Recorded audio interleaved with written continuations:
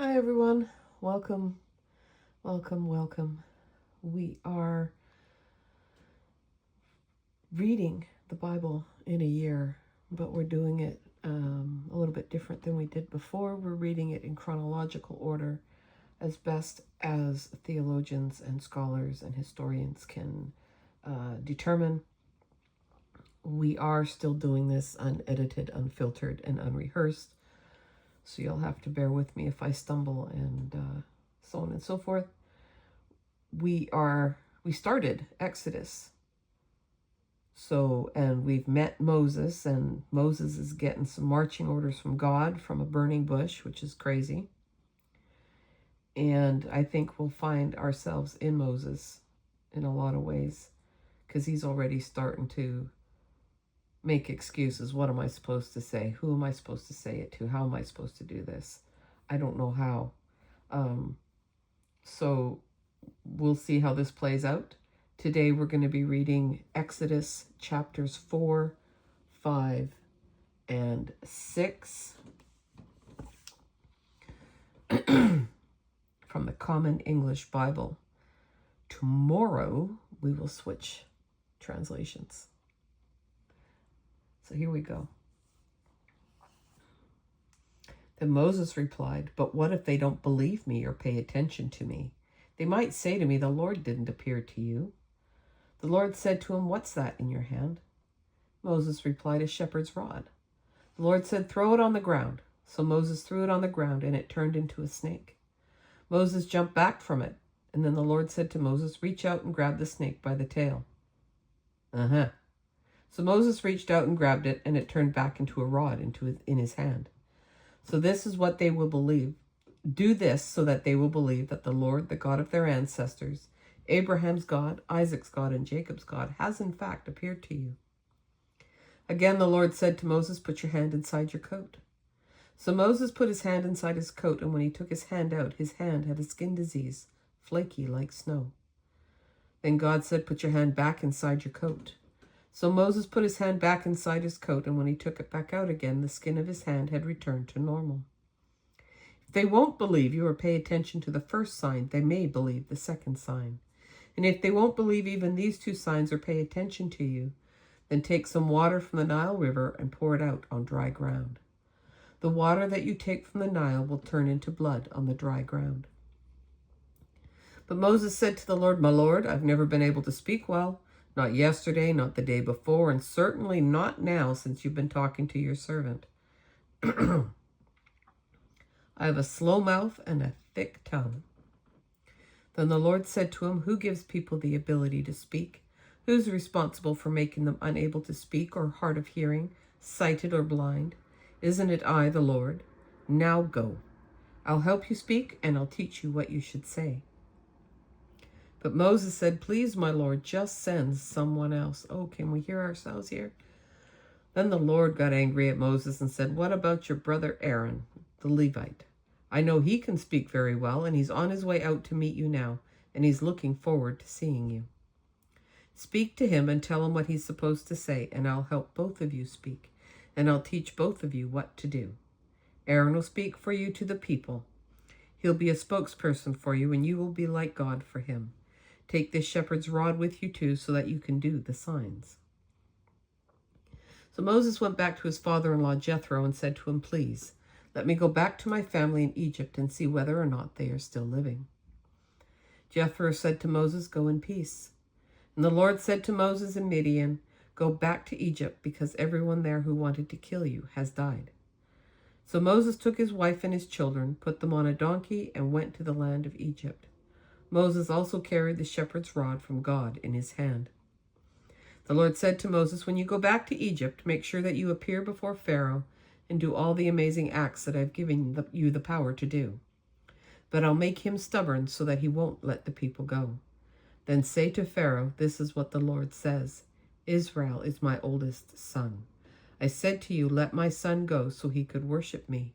But you refused to let him go. As a result, now I'm going to kill your oldest son.'" During their journey, as they camped overnight, the Lord met Moses and tried to kill him. But Zipporah took a sharp flint-edged a sharp-edged flint stone and cut off her son's foreskin. And then she touched Moses' genitals with it and said, "You are my bridegroom because of bloodshed." So the Lord let him alone. At that time she announced, "A bridegroom because of the bloodshed by circumcision." The Lord said to Aaron, "Go into the desert to meet Moses." And so he went. And Aaron met him at God's mountain and greeted him with a kiss. Moses told Aaron what the Lord had said about his mission and all the signs that the Lord had told him to do. Then Moses and Aaron called together all the Israelite elders, and Aaron told them everything that the Lord had told to Moses, and he performed the signs in front of the people. The people believed. When they heard that the Lord had paid attention to the Israelites and had seen their oppression, they bowed down and worshipped. Afterward, Moses and Aaron went to Pharaoh and said, "This is what the Lord, Israel's God, says. Let my people go so that they can hold a festival for me in the desert." But Pharaoh said, "Who is this Lord whom I'm supposed to obey by letting Israel go?" Excuse me. "I don't know this Lord, and I certainly won't let Israel go." Then they said, "The Hebrews' God has appeared to us. Let us go on a 3-day journey into the desert so we can offer sacrifices to the Lord our God. Otherwise the Lord will give us a deadly disease or violence." The king of Egypt said to them, "Moses and Aaron, why are you making the people slack off from their work? Do the hard work yourselves." Pharaoh continued, "The land's people are now numerous, yet you want them to stop their hard work." On the very same day, Pharaoh commanded the people's slave masters and supervisors, "Don't supply the people with the straw they need to make the bricks like you did before.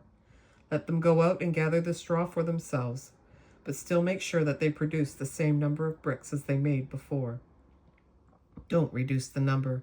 They are weak and lazy, and that is why they cry, 'Let's go and offer sacrifices to our God.' Make the men's work so hard that it's all they can do, and they can't focus on these empty lies." So the people's slave masters and supervisors came out and spoke to the people. "This is what Pharaoh says. I'm not giving you straw anymore. Go and get the straw on your own, wherever you can find it, but your work won't be reduced at all." So the people spread out all through the land of Egypt to gather stubble for straw. The slave masters drove them hard and said, "Make sure you make the same daily quota as when you had the straw."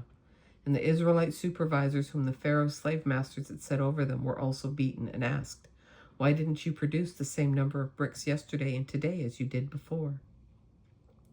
When the Israelite supervisors came and pleaded to Pharaoh, "Why do you treat your servants like this? No straw is supplied to your servants, yet they say to us, 'Make bricks.'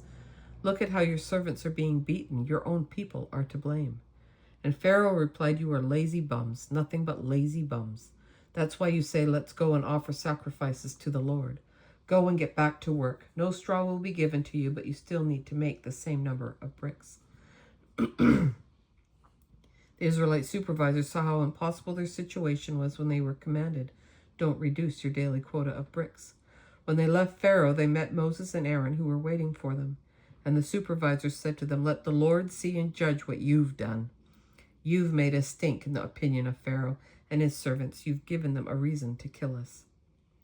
Then Moses turned to the Lord and said, "My Lord, why have you abused this people? Why did you send me for this? Ever since I came to Pharaoh to speak in your name, he has abused this people, and you've done absolutely nothing to rescue your people." Excuse me. The Lord replied to Moses, "Now you will see what I'll do to Pharaoh. In fact, he'll be so eager to let them go that he'll drive them out of his land by force." God also said to Moses, "I am the Lord.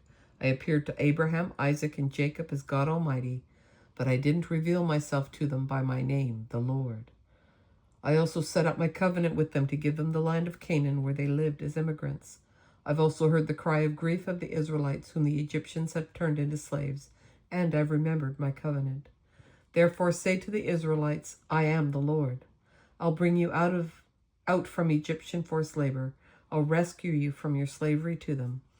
I'll set you free with great power and with momentous events of justice. I will take you as my people, and I'll be your God. You will know that I, the Lord, am your God, who has freed you from Egyptian forced labor. I'll bring you into the land that I promised to give to Abraham, Isaac, and Jacob. I'll give it to you as your possession. I am the Lord."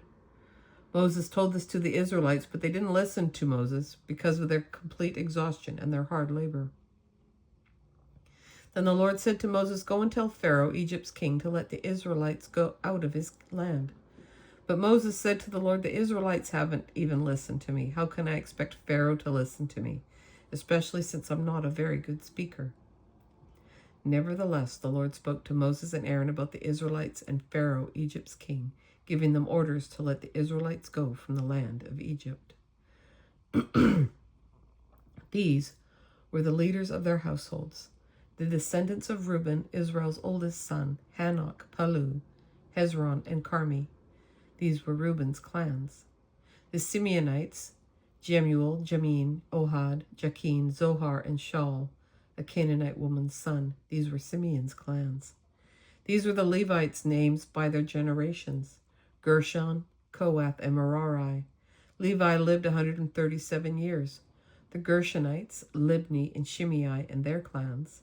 The Kohathites, Amram, Izhar, Hebron, and Uziel. Kohath lived 133 years.